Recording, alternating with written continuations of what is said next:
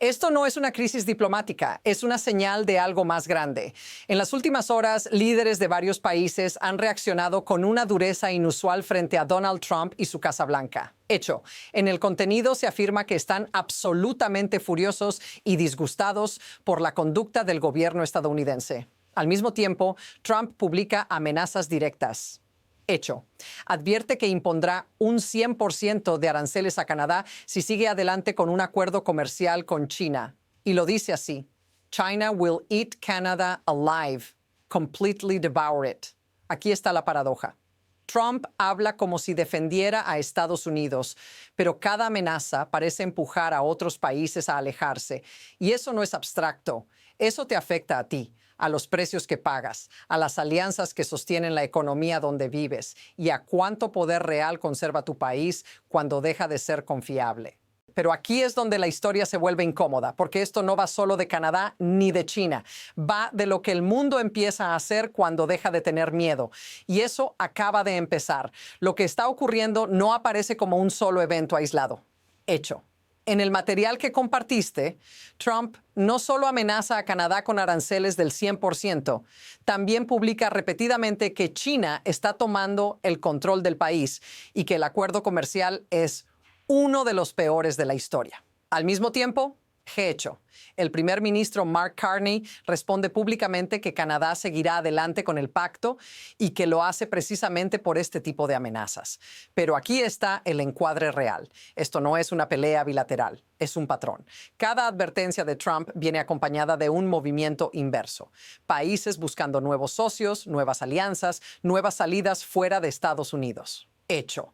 Carney dice que Canadá necesita nuevos socios comerciales y que no tiene miedo. Ahora observa la pregunta que cambia todo. Si cada amenaza empuja a un aliado a reorganizarse, ¿quién pierde influencia primero? Porque el poder no se pierde de golpe. Se erosiona cuando otros descubren que pueden avanzar sin ti. Y en este punto, la historia ya no gira alrededor de Trump. Gira alrededor de lo que el mundo está aprendiendo a hacer sin él. Pero aquí es donde aparecen las primeras pruebas claras. Aquí llega el primer golpe de prueba. Hecho.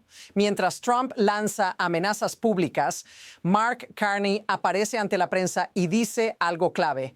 No tenemos intención de hacer un tratado de libre comercio con una economía no de mercado.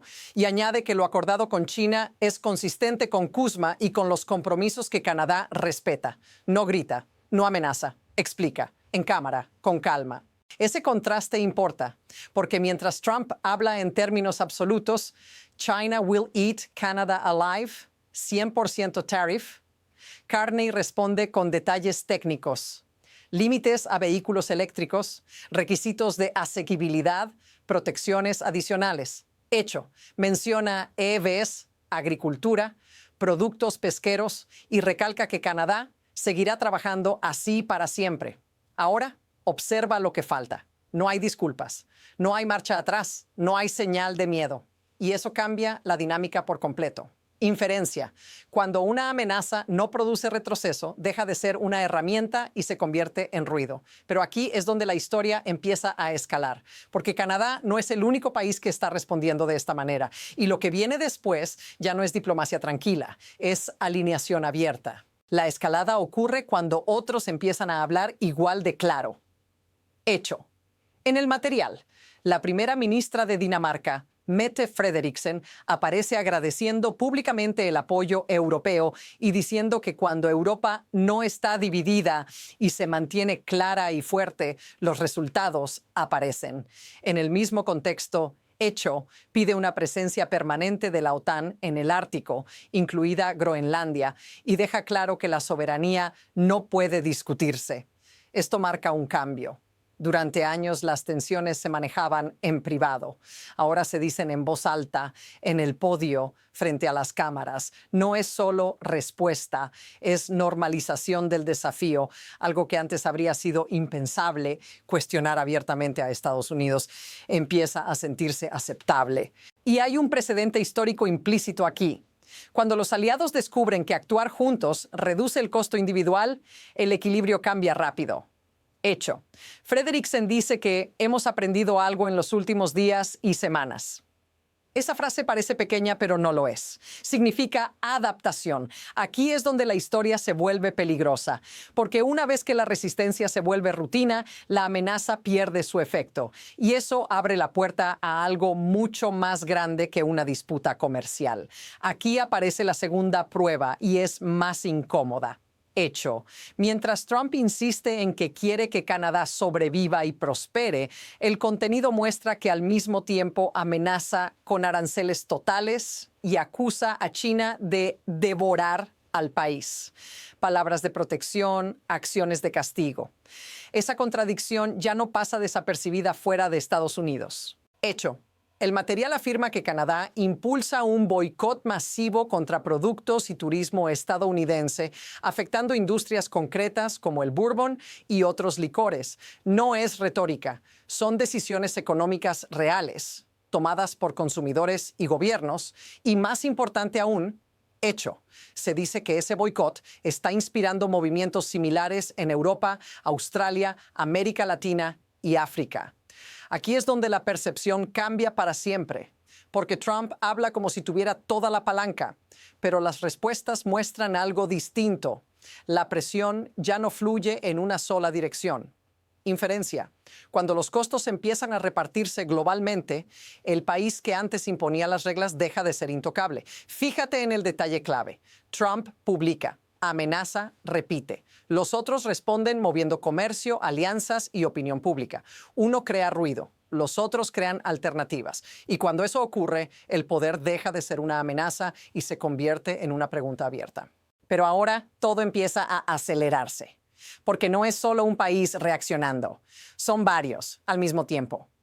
¿Qué pasa cuando eso se acumula? Aquí es donde la presión se apila y el control empieza a diluirse. Hecho. El contenido muestra reacciones casi simultáneas en distintos países.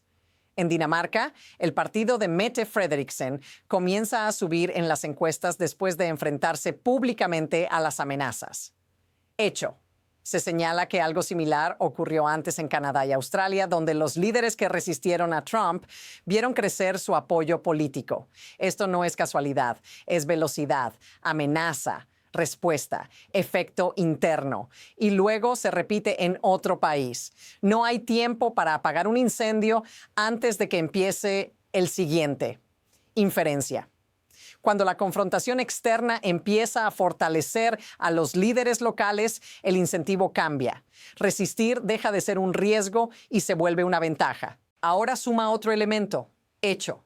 Se menciona que las elecciones anticipadas en Dinamarca podrían celebrarse antes de octubre, justo cuando estas dinámicas están frescas. El conflicto externo ya está influyendo en la política interna y eso es lo que transforma una crisis en algo sistémico. Pero aquí viene la pregunta incómoda. ¿Qué pasa si este ciclo continúa? ¿Qué ocurre cuando cada nueva amenaza acelera alianzas, refuerza gobiernos extranjeros y deja a Estados Unidos reaccionando, no liderando? Porque a partir de este punto ya no hablamos de episodios, hablamos de pérdida de control en tiempo real. Y el siguiente giro de la historia lo vuelve todavía más personal. Ahora el foco se desplaza hacia ti. Hecho. En el contenido se afirma que los boicots y las rupturas comerciales ya están afectando industrias reales en Estados Unidos, desde el turismo hasta productos específicos como el bourbon y otros licores. Eso no ocurre en abstracto. Ocurre en aeropuertos más vacíos, en hoteles con menos reservas, en fábricas que reducen turnos. Imagina cómo se siente desde fuera. Hecho.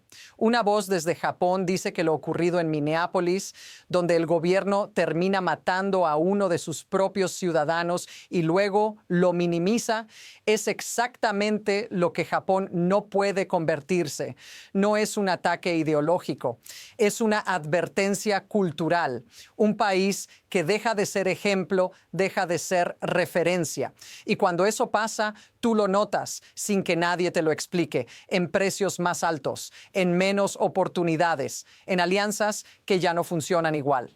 Inferencia. El costo no llega como un colapso, llega como una fricción constante que aprieta la vida cotidiana. Si esto te suena familiar, dilo en los comentarios, porque lo más inquietante es que mucha gente ya lo está sintiendo, incluso si no sabe aún de dónde viene. Pero aquí está el giro clave. Todo esto no ocurre por error ni por caos. Hay un mecanismo que lo permite. Y entenderlo cambia por completo cómo ves esta historia. El mecanismo es más silencioso de lo que parece. Hecho. En el contenido, varios líderes describen cómo responden cuando las amenazas se vuelven públicas y repetitivas. No reaccionan con discursos emocionales. Reaccionan cambiando incentivos. Comercio hacia otros socios. Coordinación regional. Presencia militar compartida. Reglas claras sobre soberanía que no se discuten.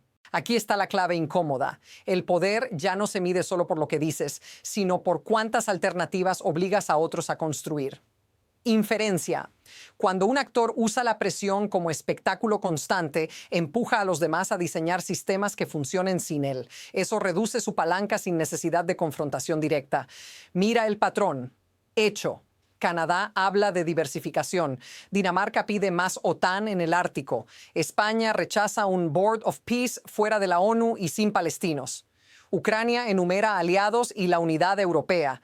Cada movimiento es distinto, pero el mecanismo es el mismo.